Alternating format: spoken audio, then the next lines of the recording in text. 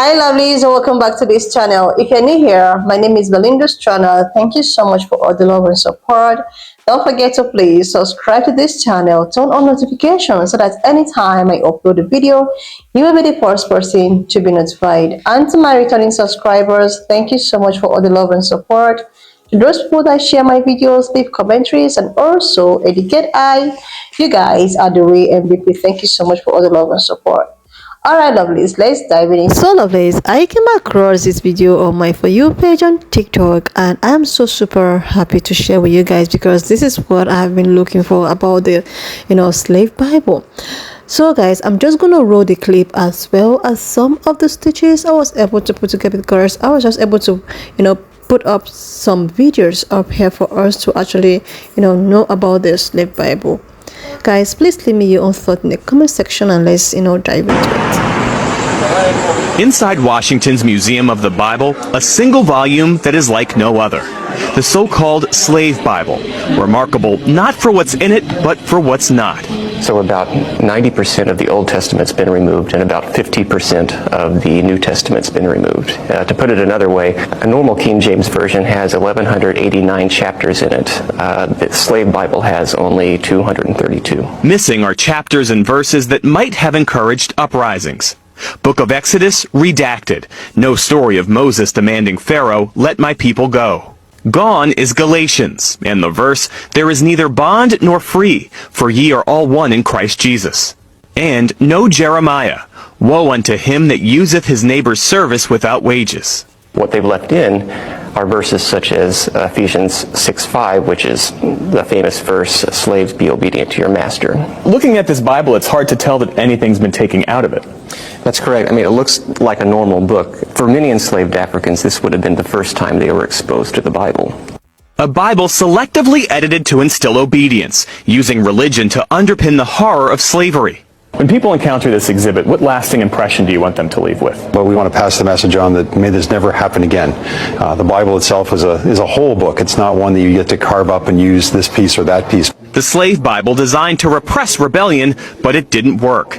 Enslaved people in the Caribbean constantly fought against slavery until emancipation. I think it's very relevant to understand our history, not just American history, but our African American history, our roots and how we got to this point. A dark chapter in the history of the good book. This is the Slave Bible, and it was specifically used to control slaves in the Caribbean and in the United States. Many missionaries, planters, and enslavers thought that teaching slaves about Christianity will help prevent against revolutions, because teaching them about Christianity in their eyes was teaching them to respect their masters. Now in the Slave Bible, they highlighted portions of it that instilled obedience, and they removed passages that emphasized equality between groups of people. This included Galatians 3 verse 28. There is neither Jew nor Greek, there is neither bond nor free, there is neither male or female, for ye are all one in Jesus Christ. The Slave Bible also doesn't contain the book of Revelations, because in the book of Revelations, it talks about how evil will be punished. Now the first Slave Bible was published in 1807, 3 years after the Haitian Revolution ended. The Slave Bible also talks about things like Joseph's enslavement in Egypt, but it doesn't include Moses leading the Israelites to freedom. If you want to learn about more interesting historical content like this, make sure to subscribe to my newsletter. The link is in my bio, where you receive daily emails about things like this. The link is in my bio. Yes, Slave Bible. A Bible specifically for enslaved people, made with verses from the Holy Bible that condoned slavery, and they took all those verses and put them in one book. You can find it on Amazon. Here's a different one, also on Amazon. There was an uneasy tension as the slave owners sought to maintain control and keep the slaves working calmly, and the abolitionists began to question the moral cost of slavery. As they prepared to compel a special Bible for slaves in the West Indies, the missionaries agreed to uplift the Africans without teaching them anything that could incite rebellion. They purposely omitted verses from the Holy Bible and did not put them in this slave Bible because they knew that if a slave read that, then they would possibly rebel against their owners. The book was published by a collective group of missionaries called the Incorporated Society for the Conversion and Religious Instruction and Education of the Negro Slaves. Here's one verse that was excluded because it would possibly incite a rebellion. Galatians 3 and 28. There is neither Jew nor Greek. There is neither bond nor free. There is neither male nor female. for ye are all one in Christ Jesus. The publishers of the Slave Bible thought these sections, such as Exodus, the book of Psalms, and the book of Revelation, could instill in slaves a dangerous hope for freedom and dreams of equality. Passages like Ephesians 6 and 5, servants be obedient to them that are your masters according to the flesh, with fear and trembling in singleness of your heart, as unto Christ, were retained. Yeah, just let it sink in for a second. I know some delusional Christians are gonna come and be like, but God didn't condone that. They weren't working from God. God wasn't okay with that. Two things. One, if God wasn't okay with it, why did he let them do it? Because we've seen in the Holy Bible of him interfering when he doesn't like something that somebody is doing. And two, did any of y'all bother to read Deuteronomy chapter 4, verse 2? Because I did. Do not add to what I command to you, and do not subtract from it, but keep the commandments of the Lord your God that I give you. Literally God saying, I said what the fuck I said. So when he created those slave verses and put those in the Holy Bible, he said what he said. This also means that any Christian that's claiming, well, we can just ignore that part of the Bible, is literally going against their own holy text. God says, don't add to it and don't subtract from it. I said what the fuck I said. Why are you taking shit out? Also, if he's all-knowing, he knew that when he put those slave verses in the Holy Bible, that at some point later on down the line, someone was going to use those verses specifically, take them all out, and put them into this slave Bible and use it to condone slavery with the African slaves. And yet he still put the verses in there. And don't give me no bullshit about, well, he gives us free will. Because to keep it a buck with you, if free will means that those people were totally allowed to enslave those people and do horrible things to them under God's eye, and he just let them do it because they have free will, fuck God, fuck free will, and fuck them too. Hey Belinda, how you doing, my friend? So listen, let me help you explain what we're talking about in this particular video. For everyone else, for context, I was talking to a person and they commented and said that many parts of the Bible had been changed. So as I often do, I asked them, I said, can you show me evidence or proof of the Bible being changed? So they took me and they stitched me in a video where they are talking about the slave Bible. And they were attempting to use the slave Bible to justify their claim that the Bible had been changed. Well, the only problem with that is that there was a phenomenal video on there that talks about how they had to remove 90% of the Bible in order to try and control slaves with the contents of it.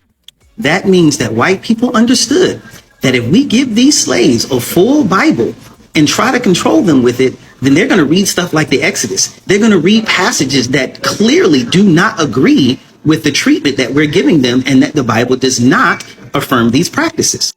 But what's amazing to it is the fact that they had to take out 90% of the scriptures. Here's one of the slides from a presentation that I did that's available on my website on slavery in the Bible. But look at this. They only contain parts of 14 books. Out of the 66 books of the Bible, they had to take out 52 in order to try and control the slave. What do you think that means? There's a very obvious implication there. That means that there is so much talk in the Bible about liberty, about freedom, about salvation, about deliverance. There's so much of it in the Bible that they had to take out 90% of it to try to control the slaves. And this is why I'm going to do a whole series on slavery in the Bible, because people who quote individual passages have never thought to look at the context, have never thought to look at the culture, have never studied these verses to try and gain an understanding of the biblical worldview and the world that these people were living in. They'll take a couple of verses and think that they understand the whole system of what indentured servitude and slavery looked at in the Bible. And we will try to compare. We hear the word slavery, and I understand why. I completely get it. We are triggered as black people when we hear the word slavery. And so we automatically assume that slavery in the scriptures, which was based on poverty, is the same type of slavery that our people faced in the transatlantic slave trade, which was primarily based on race. The slavery that existed in the Bible had nothing to do, is no way comparable to slavery that existed here. We had laws where you could not keep slaves for more than 7 years because God instituted laws that said that you can't keep them beyond 7 years. There was all kind of laws that talked about that. I'm going to go into detail a little bit later. But again, the slave Bible is actually proof of what Christians have been telling you all for years, is that the Bible does not affirm slavery. It is not pro-slavery. And there's nothing in there that attempts to talk about that. Anyway, let me go. If y'all got questions, let me know, and we'll come back and tackle this at a later date. I love y'all. The evidence was the slave Bible, specifically used by white slave masters to read to their slaves in one of the only books slaves could read. Okay, let's talk about the slave Bible. Again, So yes, the slave Bible was produced in an effort to evangelize slaves, but the fact that slaves were evangelized is not the same as saying that they were forced to be Christians.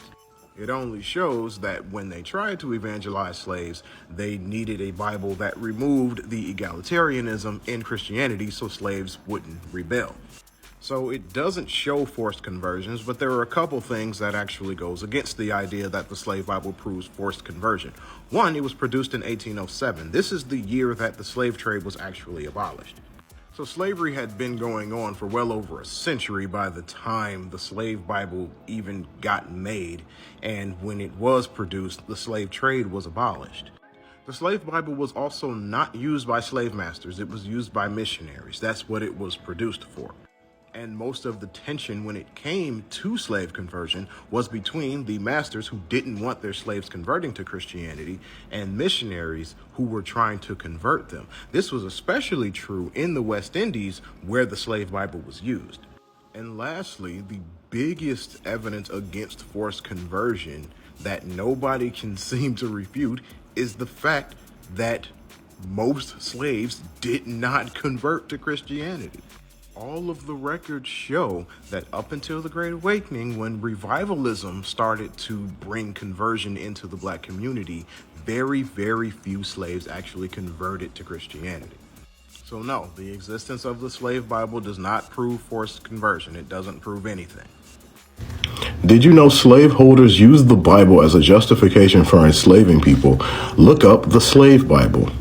Well, for one, those two things are not related. The slave Bible was created in 1807, which, if you recall the last video, was the year the slave trade was abolished. So the slave Bible wouldn't have been used to justify slavery. So I don't know what your point in bringing it up was. And the mere existence of the slave Bible also doesn't prove conversion was forced. It just proves that they tried to convert slaves, which they did. But trying to do something is not the same as forcing someone to do something.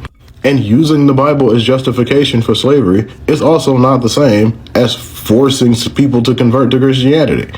How the heck does "the Bible allows me to enslave you" translate to "you must be a Christian now"?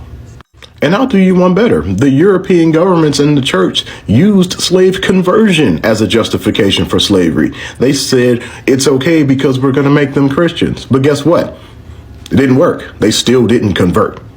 So, once again, unless you can show some evidence of a significant number of enslaved Africans converting to Christianity by force, then none of this matters. Like, seriously, Lovelace, I've heard, something like this before during the course of putting opening its vaults and all of that. And a lot of things were actually coming out, a lot of truth, revolutions, and all of that.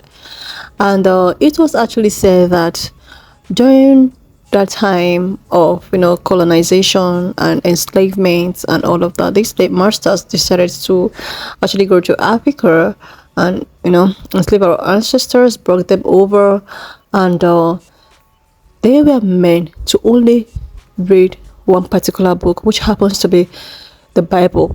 And this Bible is something that made the slave to actually believe that, okay, them being enslaved is as of the will of God. If you watch my subsequent videos, I have been talking about how these people manipulated our forefathers and made them believe that them being enslaved was as a result of God's will, and they just need to obey their master, that they were using the word of the Lord to manipulate them in believing that what they are going through was as a will of God. Then these people decided to also get a certain Bible that they handed to these slaves, and meanwhile the original Bible with the original scriptures and all of that were taken away from this Bible that they handed over to the slave. And these people made our ancestors to actually believe that whatsoever thing that they are going through, whatever atrocity that was being committed to them, is as a result of what God wanted. So our forefathers decided to grow with this mentality of, okay, they are actually doing the will of God, meanwhile they are suffering and smiling. Seriously, I have been looking for this slave Bible thing at the course of all of the things that's been going on in 2024, from Putin opening its boards to, us trying to, to everyone trying to like find out that there are so many things, there are so many verses that is missing in the Bible, without us even knowing that they have a particular Bible that was handed over to the slaves, which happens to be the slave Bible. So if these people can actually do this, like during those days, what do you think that they will not be capable of to do in these our present days? Like seriously, like there is a video that I actually staged, which actually made me to understand that even if they're trying to manipulate us, they are also manipulating their own, like they're also making their own to actually realize that, okay, what we are doing to these people is actually what is written in the Bible. This is how it's meant to be. So this pan-colored woman decided to come out, and she talks about how the slaves actually enjoyed being enslaved, that the slaves were taken care of, like some of the slaves were actually taken care of by their masters. They were paid for their labor, they were paid to do whatever just the way we have servant on today's, just where we have nannies, just where we have housekeepers and all of that. And she went ahead to say that if the slave people were not actually enjoying it, they must have gone for a war or something. And she also talked about how the children of the slaves, they are not gonna feel bad because they grew up with being a slave. So it's just something like a way of life. It's not something that is, oh my God, it's an abomination. It's just normal. That what are the views all about? Why is it that black people are always the one complaining about, being enslaved and all of that, if their ancestors actually enjoyed it? So why are we, complaining about it and talking about reparation? And this actually make me to so these people are trying to also justify the atrocity that was being committed to our ancestors, trying to make it look as if it is something that is justifiable. It is something that is of the will of God. It is something that is meant to be because it is written in the scripture. Meanwhile, they fabricated it and removed and translated and make, oh my goodness, and make the enslaved people to feel that, okay, we are going to be punished because this is what the Messiah wants.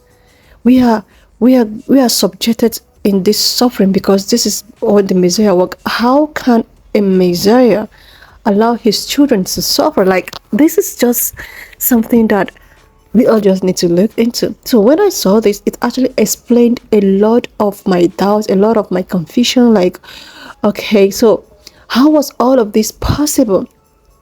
Sometimes I ask myself if these people was able to pull out all of this trick during those days. Like, these people must be very smart. Like, seriously. It is said that the first people that actually actually on earth, the first people that was created was actually black people. So how come they took over so quickly? How come they were able to do all of the manipulation? The Native Americans, they conquered it, they go to Africa. Like, what kind of trick did they use to acquire all of this? Like, this still confused me to today. The more I want to, how was it possible that they decided to hold on our history? They decided to want to wipe it. Like, how was it possible if they are not the first people that was created on earth? Like, it is just something that even till date, I keep on asking myself, like, these people must be very, like, they really sat down and planned this coup. This is just a coup. They are not the first people that was created just the way, people were talking about. Then, how is it possible that they were able to colonize everybody? Like, seriously, there's a video I was trying to like how we do it.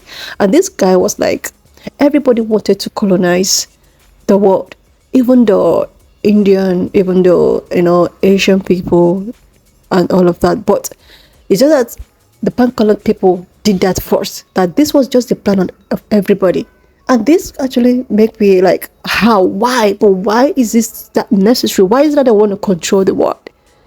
Anyways, lovelies, why not just leave me your own thoughts in the comment section of what you think of this video. If there is anything you think I'm missing, oh my god, I am so welcome to learn and get myself more educated. So leave it in the comment section. I'll be pleased to read it. So we are just here to educate ourselves, try to like share one or two knowledge together. If you've known something about this slave Bible and any other thing that you were told by your fathers or something you've read or somewhere, you could just leave it in the comment section, because oh my god, I actually want to know. So please share this video, subscribe to this channel if you're here to do that, and I will see you lovelies when I upload. But before then, I want to say a very big shout out to my newest subscribers, to those people that share my videos, leave commentaries, educate each and everyone first. You guys are the real MVP, and I will see you lovelies when I upload the next. I've watched up to this extent. Thank you so much for all the love and support. Why not just leave me your own thoughts in the comment section of what you think of this video? And do not forget that we do not support any form of bullying, harassment, or whatsoever. We're just here for educational purposes. So please share this video, subscribe to this channel if you're here to do that. And I will see you lovelies when I upload the next one.